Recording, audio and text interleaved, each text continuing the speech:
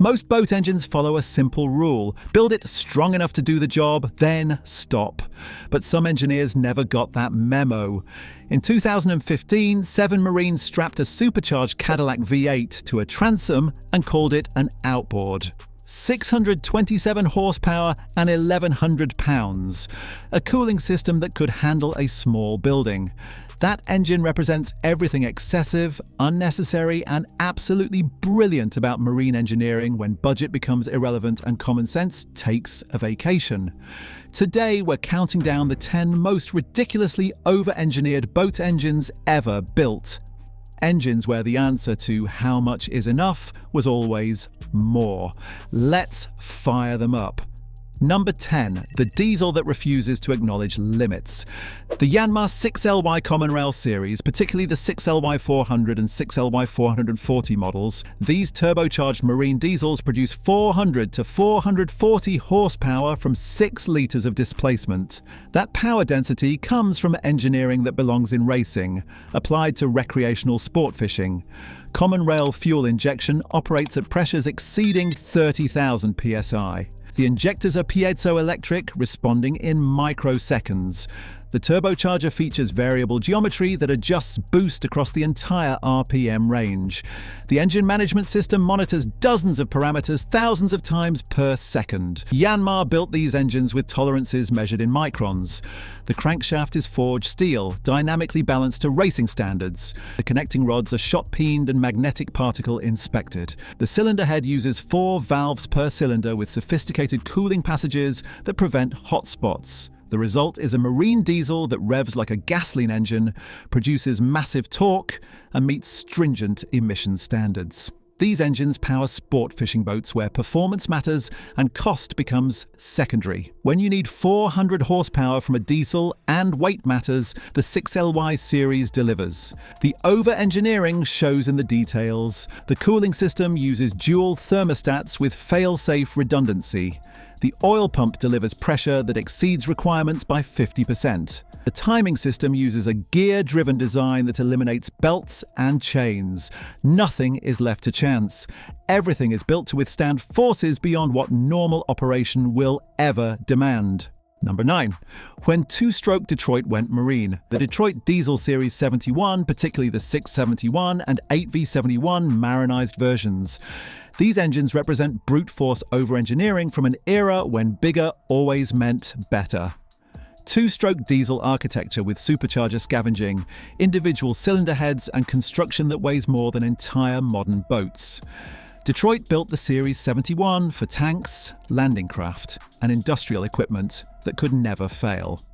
When marinized for sport fishing boats and workboats, that military-grade construction translated to engines that simply refuse to die.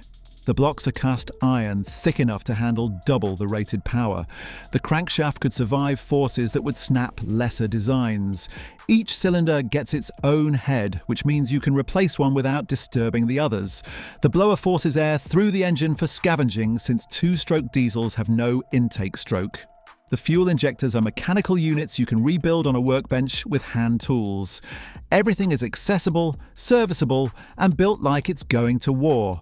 The 8V71 Ti turbocharged and intercooled versions push this architecture even further.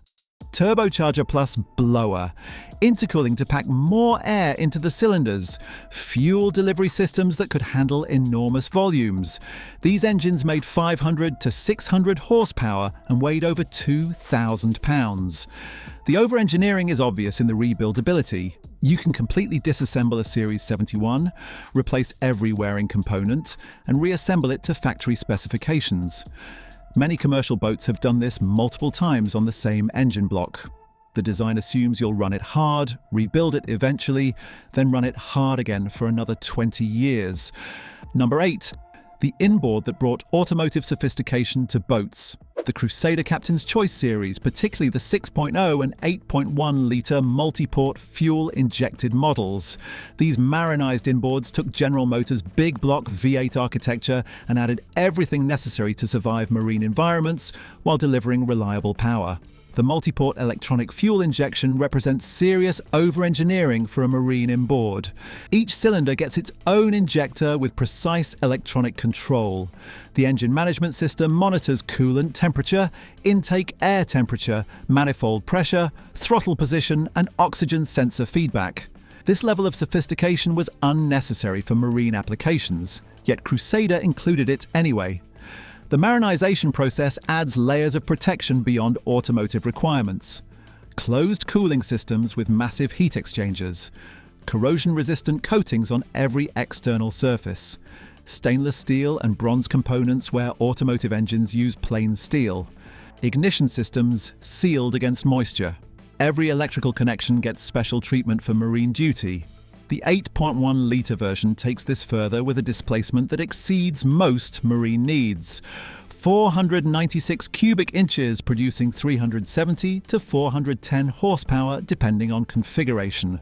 That much displacement running at conservative RPM creates torque that overwhelms most recreational applications. Crusader over-engineered the cooling systems with capacity that exceeds requirements by substantial margins. The raw water pumps move more volume than necessary.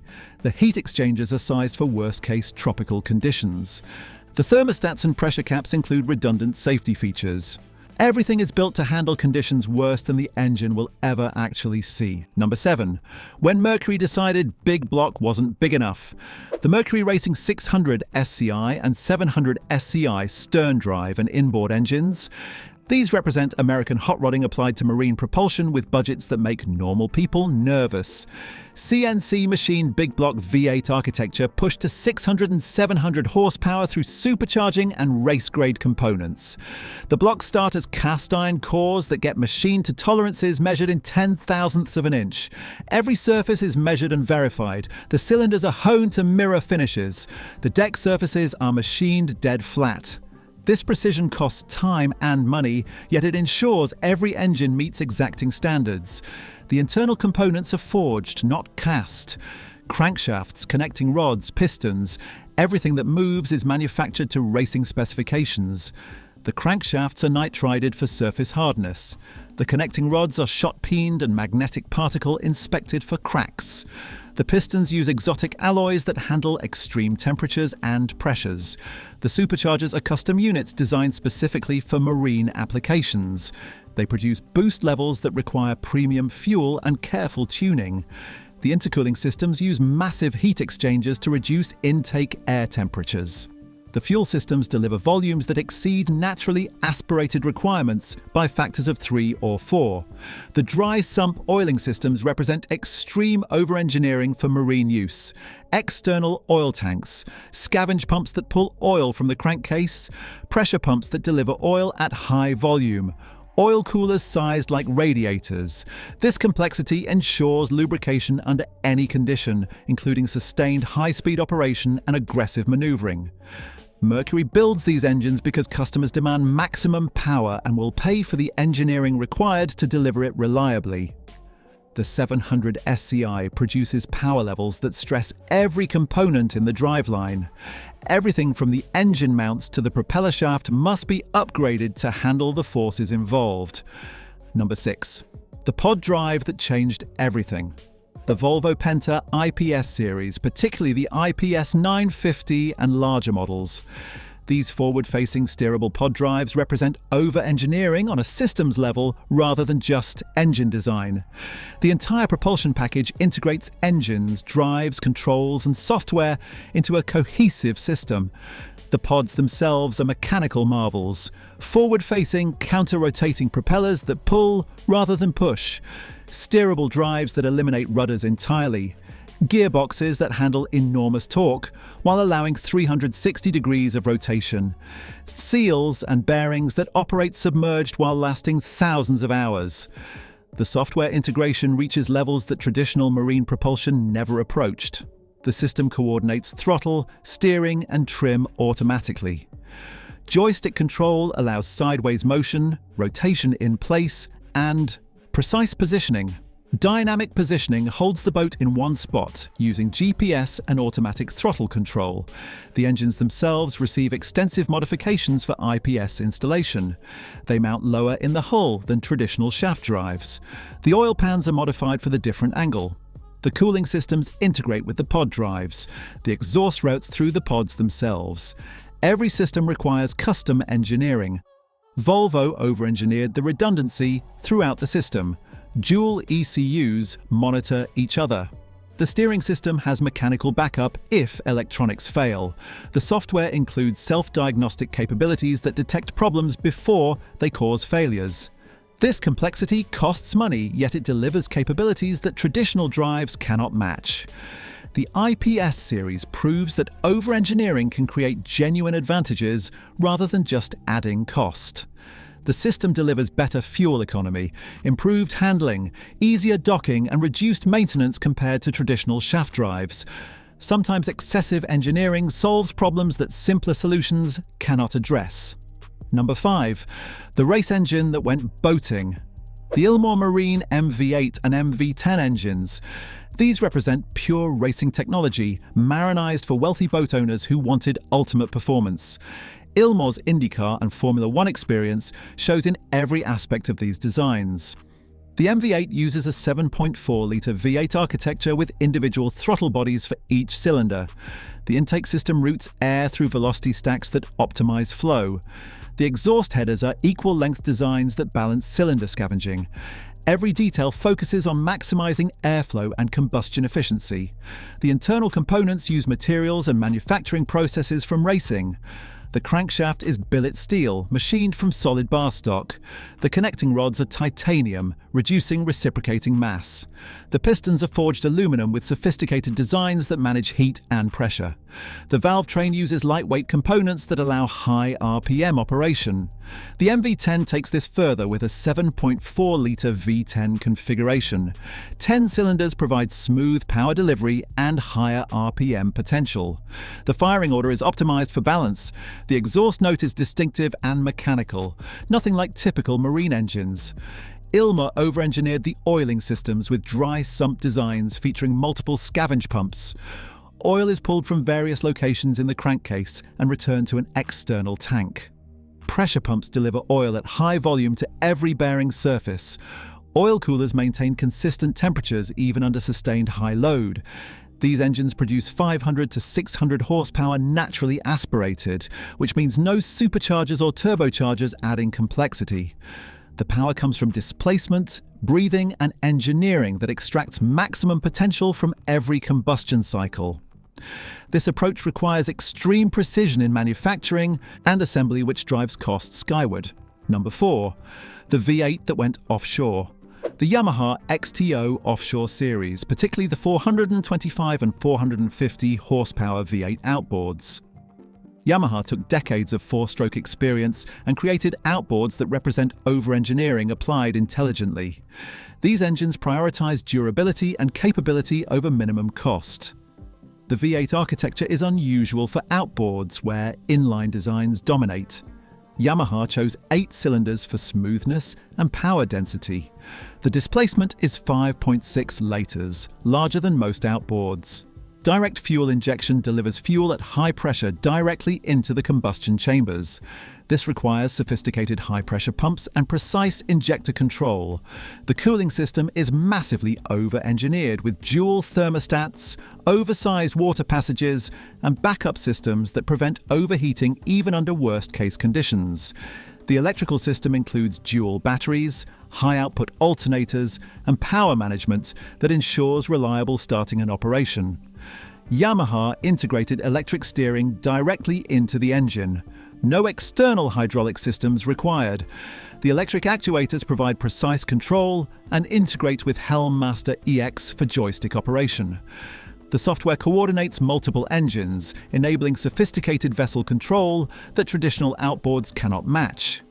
The corrosion protection goes beyond typical marine standards. Every fastener is stainless steel or specially coated. The paint system includes multiple layers with specialized primers. Sacrificial anodes are positioned throughout the powerhead and lower unit. Yamaha designed these engines expecting decades of saltwater use. The XTO series represents Yamaha's answer to the question, what if we built an outboard with no compromises? The result is engines that weigh over 900 pounds, cost more than small cars, yet deliver capabilities that justify the expense for offshore applications where reliability matters more than budget. Number 3. When supercharging met outboards. The Mercury Racing 450R and 500R outboards. These supercharged V8 outboards represent American performance engineering applied to outboard propulsion. 450 and 500 horsepower from engines small enough to mount on transoms, achieved through aggressive forced induction and race-grade components. The superchargers are custom units designed specifically for marine outboard use. They spin at high speeds, compressing intake air to generate boost. The intercooling systems reduce the temperature of compressed air before it enters the cylinders. This allows denser air charges and more aggressive timing without detonation. The fuel systems deliver volumes appropriate for forced induction. High-pressure pumps supply fuel at rates that naturally aspirated engines never require. The injectors are sized to handle the increased fuel demands. The engine management system adjusts fuel delivery and ignition timing thousands of times per second based on boost pressure, air temperature, and throttle position. Mercury over-engineered the internal components to handle supercharged power levels. The pistons are forged with sophisticated designs that manage heat. The connecting rods are shot-peened and magnetic particle inspected. The crankshaft is internally balanced and nitrided for surface hardness. Every rotating component receives attention that exceeds standard marine requirements. The gearboxes represent serious over-engineering to handle the torque these engines produce.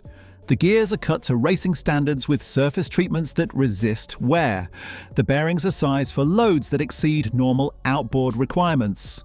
The shift mechanisms use heavy-duty components that survive repeated high-power launches. These engines prove that outboards can produce power levels once reserved for stern drives and surface drives. The over-engineering throughout the design ensures they do so reliably enough for serious offshore use.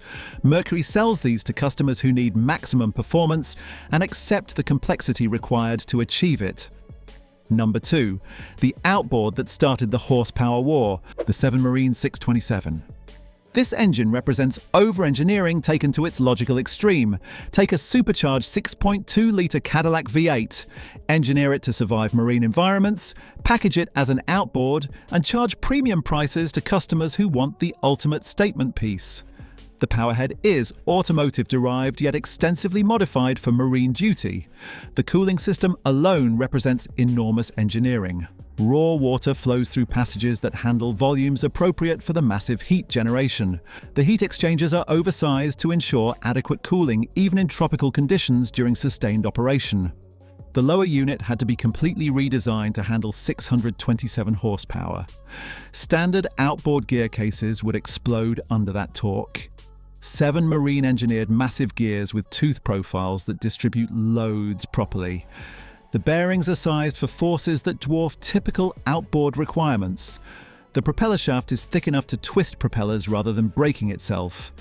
The weight challenged every aspect of transom engineering. 1,100 pounds hanging off the back of a boat creates structural requirements that standard transoms cannot handle. Boats equipped with 627s needed reinforced transoms, upgraded mounting hardware, and careful attention to weight distribution. The electrical system includes redundant components throughout. Dual high-output alternators ensure charging capacity. The wiring harnesses use marine-grade wire thick enough to handle current demands that exceed typical outboards by factors of 2 or 3. Every connection is sealed and protected against corrosion. 7 Marine over-engineered the serviceability with panels that provide access to components.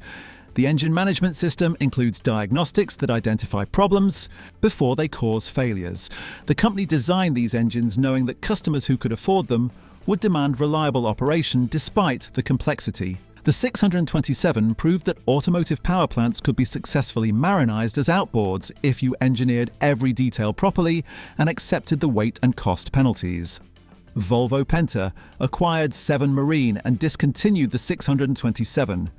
Yet the engine's legacy continues in the high-horsepower outboard market it created. Number 1.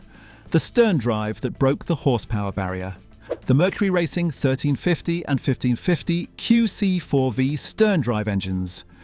These turbocharged 9.0-litre quad-cam V8 monsters represent the absolute peak of over-engineered marine propulsion. 1,550 horsepower from a sterndrive package. That number alone explains why these engines top this list. The QC4V designation stands for quad-cam 4-valve. Each cylinder has 4 valves controlled by dual overhead cams per bank. This architecture maximizes breathing potential and allows high RPM operation. The valve train uses lightweight components with sophisticated geometry that optimizes flow. The turbocharging system uses twin turbos with wastegates that control boost precisely. The intercooling systems are massive, reducing compressed air temperatures to allow aggressive timing.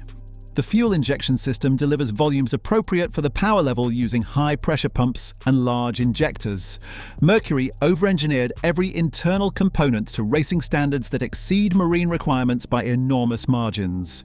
The crankshaft is billet steel machined from solid bar stock. The connecting rods are titanium with dimensions that handle forces most marine engines never approach.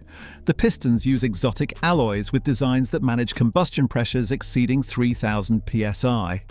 The dry sump oiling system includes multiple scavenge pumps that pull oil from every section of the crankcase. External oil tanks hold capacity that ensures adequate supply under any condition. Oil pumps deliver pressure and volume that exceed requirements substantially. Oil coolers are sized like automotive radiators. The engine management system monitors every parameter continuously. Dozens of sensors feed data to the ECU thousands of times per second.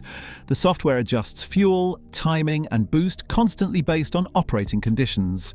The system includes protection modes that reduce power if something trends toward failure.